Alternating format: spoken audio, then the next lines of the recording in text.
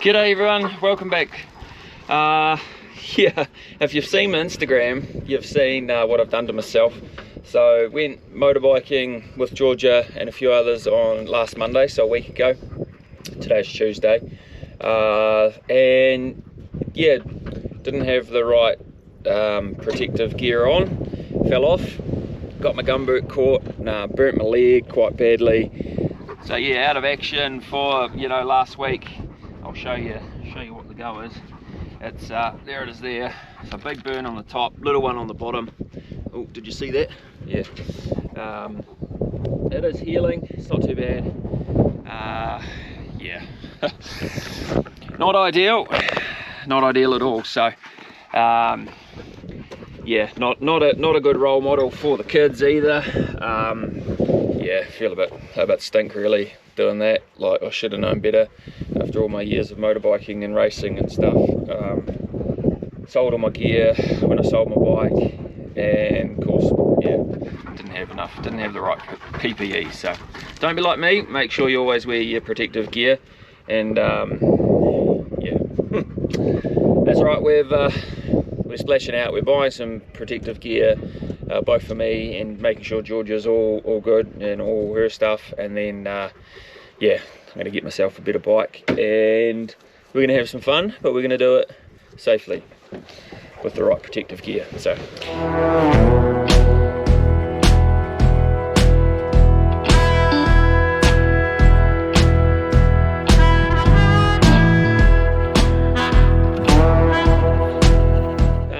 just did some sheep shifting this morning. Got these rat bags here. We're up here at the hill house, so rammed some posts in.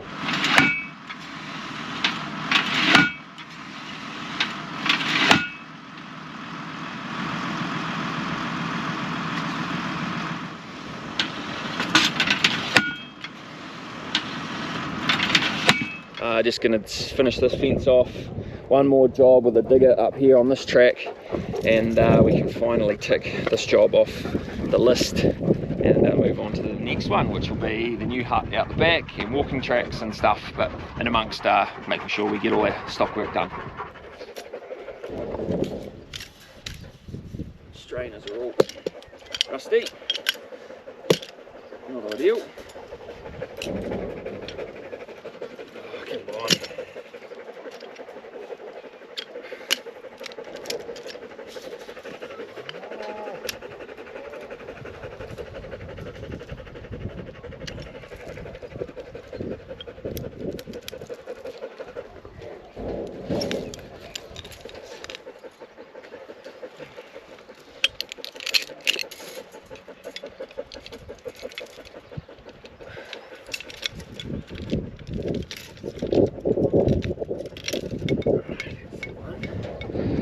Rightio, we've got one stay done, one dead man stay there.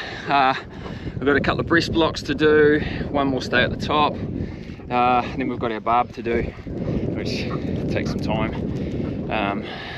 But yeah, lunchtime, so we'll leave that there, have some lunch, tie these dogs up, and come back and give this a go later.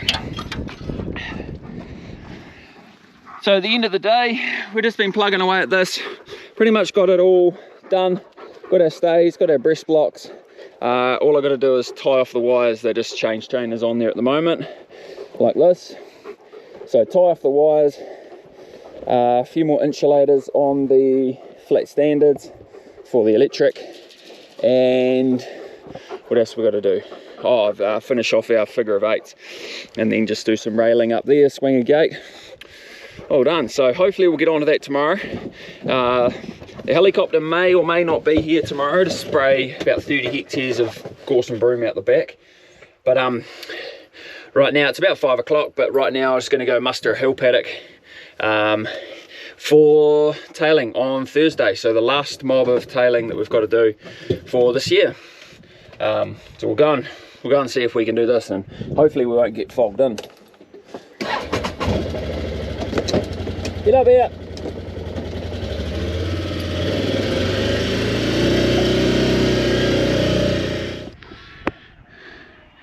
Cloud started to come in. It's not too bad. I think we'll get it done. nice and cool, so he's usually moving really well. Dogs are down here somewhere. Oh, old fella, hello.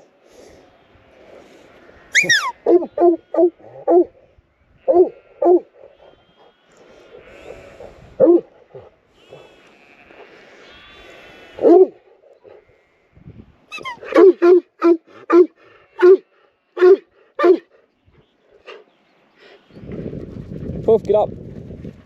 Old retirement home. Get up here.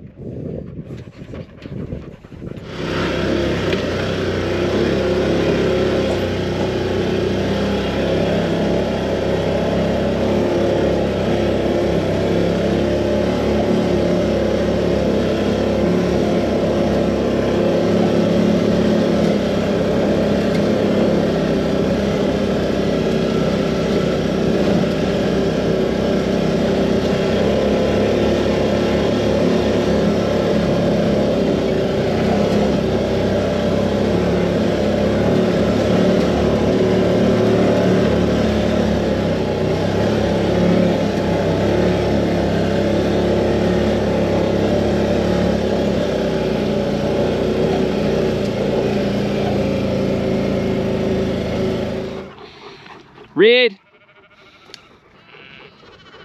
Don't be a bugger. There we go. Good girl. Come on you. Your mother's down there.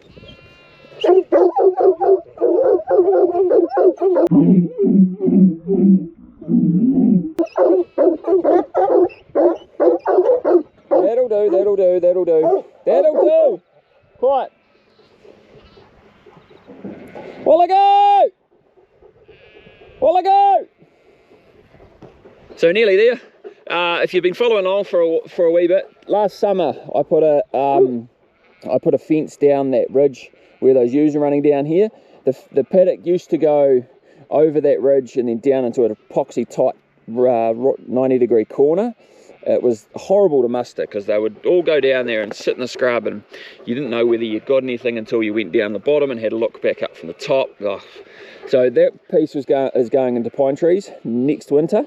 So this will be the kind of first weaning muster, first ewe and lamb muster we've done with that new fence there, and it seems to be working pretty good. So I think we're pretty good here. There's a few in the other paddock over there, which I might try and get tomorrow. Yeah, I wonder if I go around and open that gate up. I might do that today. Yeah, so we'll go and shut this gate down here and leave them in the next hill paddock. Oh. Come on boys, while I go, get up here.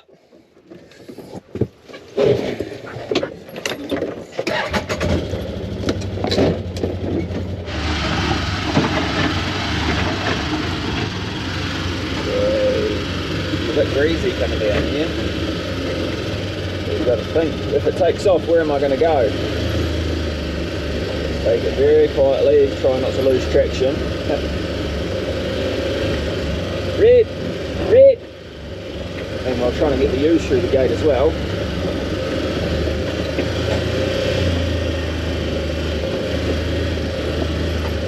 Sit! While I go, cuz! While I go! Snowy! Red! Red! Red! Snowy! Red! Sit, cuz! Red! Red! Sit! While I go!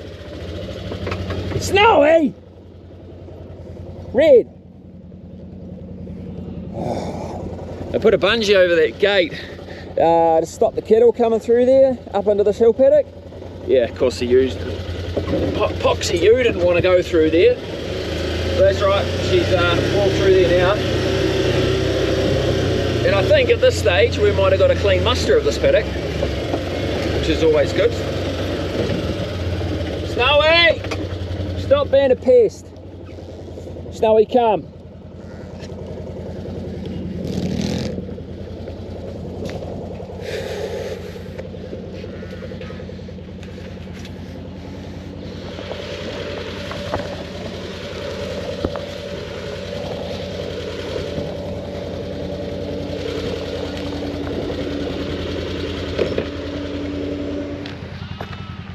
So we've got that gate open. We'll go and muster those few in out of the next paddock there tomorrow. Hopefully they'll just wander through.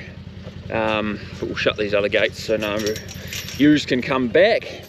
These poplar trees are looking good. So these are 2 years old, coming how old are they? They're 18, how old are they? They were planted not last winter but winter before. What, 18 months old, something like that. But yeah, they're looking really good. They've all sprouted again, I think. And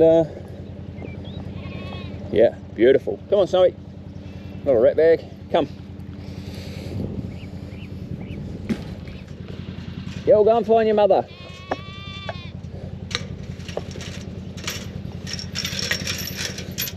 Righto, we will carry this video on tomorrow. Dinner time, dogs? You'll be happy about that, Jasper. Good morning. Back here. Where are we? We're in the rocket fuel mix. We've just shifted these ewes and lambs. So some terminal lambs. Stonking lambs in here. They're good. But here, chicory. Just starting to go to seed. So starting to elongate. See the hollow stem there. Yeah, the flower, purple blue flowers will be coming out pretty soon. Blue, plenty of clover in amongst this stuff, and then this is the one we undersowed with Italian as well. So here you see Italian ryegrass, beautiful large leaf white clover. There'll be some red clover in here as well somewhere. Perfect feed for these lambs and a lot of it, which is good. First draft is in about 2 weeks, so time is ticking by. But yeah, these lambs are growing well and have high hopes. Price wise, we're sitting about $8.10 ish, I think, at the moment for a lamb. So if it stays there, I don't think it'll climb any higher. I think it's kind of plateaued out, but hopefully it doesn't drop too much before we send ours away. All going well. Right, just waiting to see whether the helicopter's going to come today because of the fog on the hills, and see what work they get done this morning. But hey, Snowy, got more fencing to do and some mustering to finish off that we started yesterday for tailing. We'll have a drive through these guys.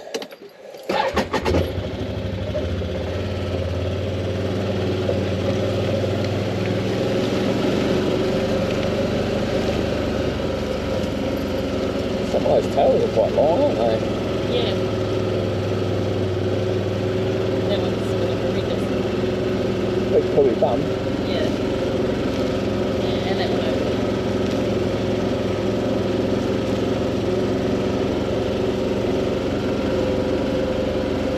Certainly better up under the trees over there, isn't it? Yeah. I think this is just wet and compaction. Yeah. This area. Crop rotation was finished. Last time it's in crop, or we doing something else this different? Well, this is not really crop. Right. I'll call this pasture. Like, yeah. Clover's come through well. Yeah, it has. So just thinking about the longevity of this paddock here with the clover, the chicory, what's it got, Italian in it. After going to Taimeri Angus up in Ward, they have a kind of a similar-ish mix of pasture as well. Maybe not as clover dominant as this, but they make a policy of letting pastures like this go to seed once a year, just to put all that seed back in the soil, and then it'll just self-regenerate, I suppose. Oh, there's that word. Oh no. So yeah, just thinking about doing that for this paddock, and when is the best time to do that. Like, the chicory is going to go to flower, it's going to lose quality. Yeah, so I don't know, sometime during this year I would like to let this self-seed, especially the clover. If we can let the clover set seed, and then we can just come in here and mop it up with some cattle, or not too worried about cleaning it up once it's seeded. But yeah. Will that help reduce soil not reduce soil compaction, but well, give it a break. Well, that clover, so that the clover will, the new plants, if they're new plants, will then grow, set their taproot down, and that will help. Yeah, cool. Yeah, reduce that compaction and increase the aeration of the soil. That's the word I was looking for. So, you're welcome. Yeah, anytime. If you've got any experience with kind of these paddocks and letting them go to seed, when would you do it? That's my question for people. So let us know in the comments. So just doing around all the ewes really, checking pasture cages. So here's 2 pasture cages. That one had toe and fert stripped through it. That cage over there, this one didn't. So we're just checking the difference between, that one's definitely bigger, higher, growth wise. This one here, yeah, we're just checking for clover flowers to see different growth stages. They're pretty well similar, what flower wise. So that's red clover flower, if you can see through there, and then that's of course that's white clover flower just there. And the chicory leaves here. Chicory leaves, Not and to then be confused with dock.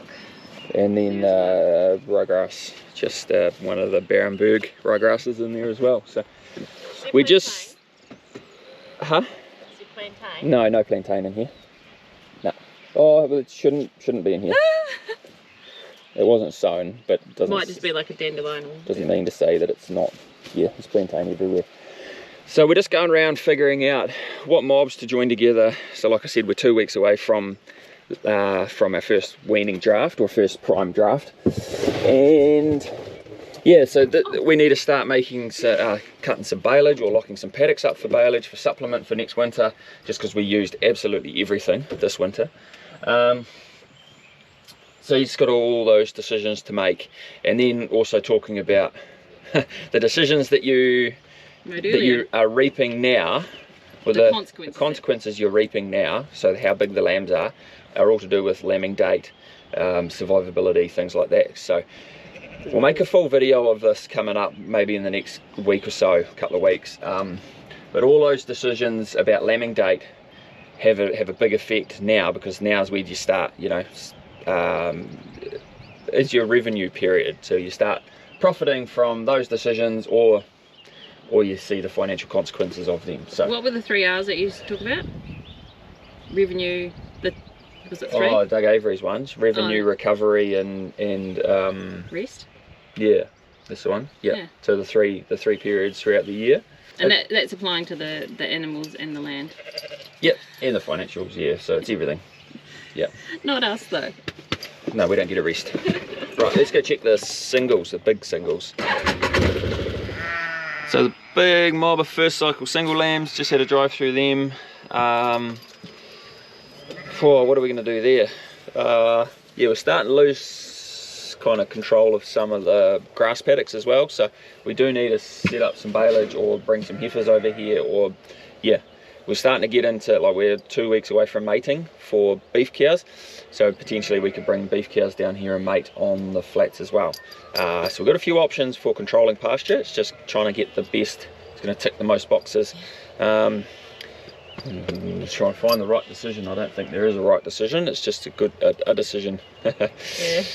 But these lambs are looking great. I'm pretty happy with these. So 2 weeks to go. Hopefully at least 4 kilos they'll put on, 300 grams a day. Should be doing more than that on mum.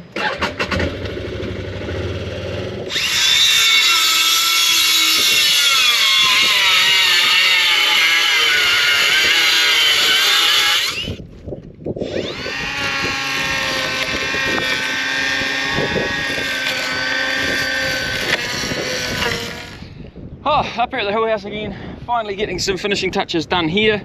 So I got some rails up, just got to swing one more gate, yeah, and then it's on to filling some gabion baskets. But this is I suppose the priority. Got guests up here tonight, and yeah, keep stock out of here once I swing this gate, which will be good. So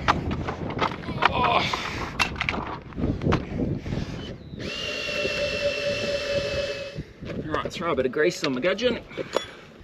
Makes it easier to get in, makes it easier to get out if I need to. Stops it from rusting. Just a good trick all around.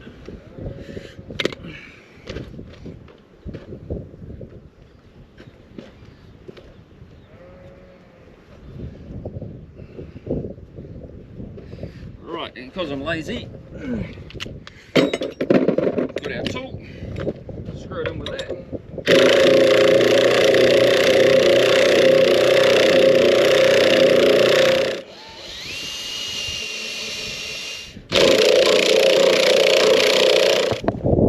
Righty ho, what does this look like? It's pretty good. Happy enough with that. Beautiful and beautiful view. Oh.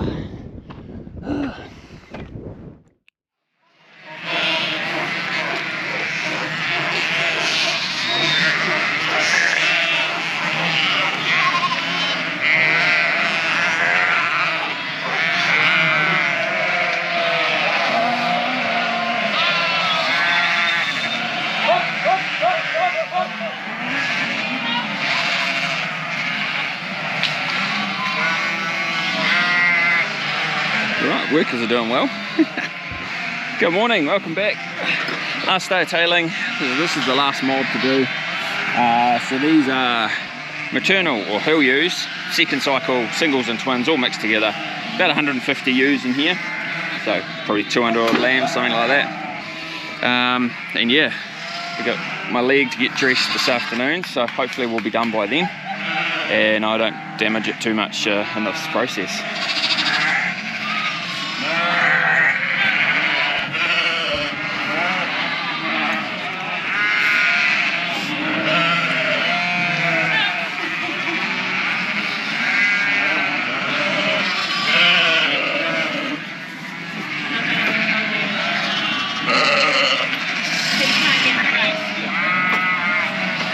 I have to get you guys to do it. Yeah. But you're going to give us criteria. Well, feel them, and if you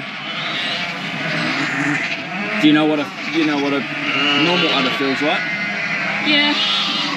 Yeah. So you want one that's like either really really hard, or it doesn't feel full and feels like it's empty. The only way to learn is to do it, and I can guide you on the way. Okay. Let's just do a couple of tests. Huh? Let's do a couple of tests. What do you reckon? Dry. This one's dry. So just strip her out. And did any? Clear. Yep, clear. Perfect. Awesome. And she's bloody good condition, so that gives you another clue, doesn't it?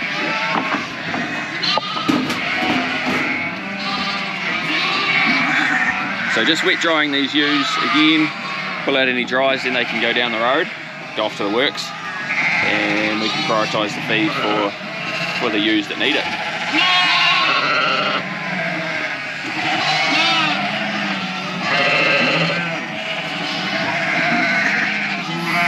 So if you think it's good, you just let it go, but if you're not sure, then you strip it. Yep. And if it's clear, then it's no good. Dry, and if it's got milk, or nothing. Yeah.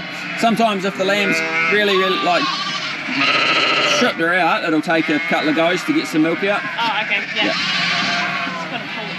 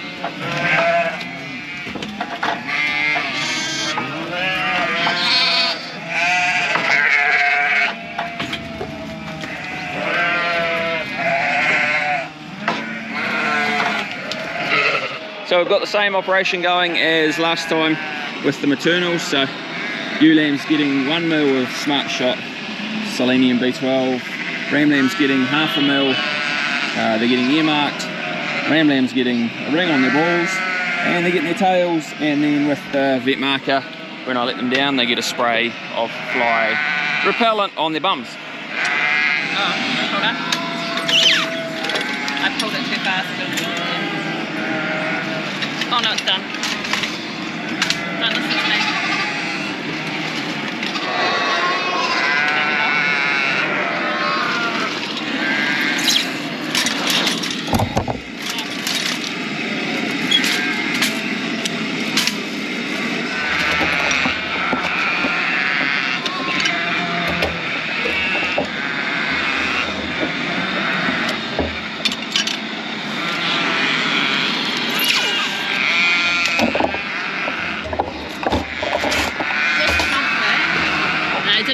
So I think we've done two or three pens, but it's getting warm. Guys are going well. Harvey and Genna, the A team. We're just gonna, udder these couple of races and load them up, and we should be good. Whew.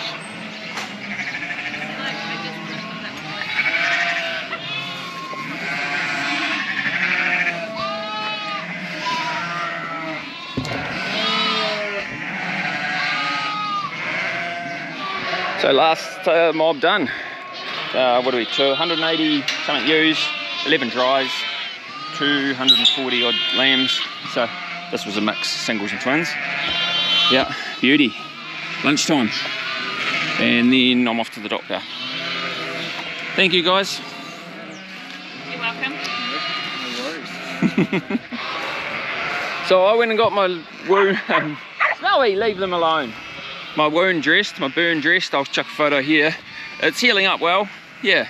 Genna and Harvey carted some more rocks, filled up some more of the gabion baskets up at the hill house, so I think they're pretty well done, which is awesome. So finished tailing, I think we ended up with just under 1,600 lambs for the year, so about 250 lambs less than what we would normally produce, but this is a good year to not have those numbers. You know, if you've been following along for a while, remember back we had a pretty shitty scanning percentage just with the dry and the autumn and the flushing and everything not going into our favour, and then ewes were light going into winter. So as you can see here, ewes are looking pretty good.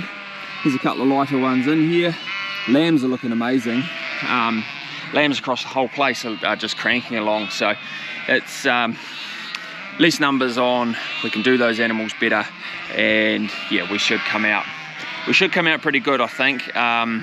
Prices are still, they're looking okay. Yeah, they're not going to be record breaking, but they haven't bottomed out. And yeah, so coming up, one of the next videos I'll do is I'll discuss the thought processes that go in behind lambing time date selection, and then that flows back into when you need to flush them, when you need to mate them, and all those different decisions. We'll talk about that in the next video. So just got these girls here, they're just going to chew out around the yard for tonight. Save me from mowing the yard, give these guys a good pick, and then we'll poke them back up on the hill tomorrow. So thanks very much for watching. Thanks for Harvey and Genna again for your help, and yeah, don't be like me, make sure you wear your protective gear on your motorbike. See you later.